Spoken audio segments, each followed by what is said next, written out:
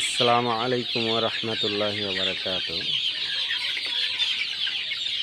আল্লাহর রহমতে বর্তমান আমার লোকাল সিক্সগুলো খুব সুন্দর আছে।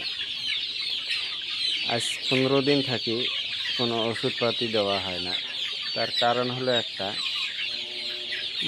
খুব সুস্থ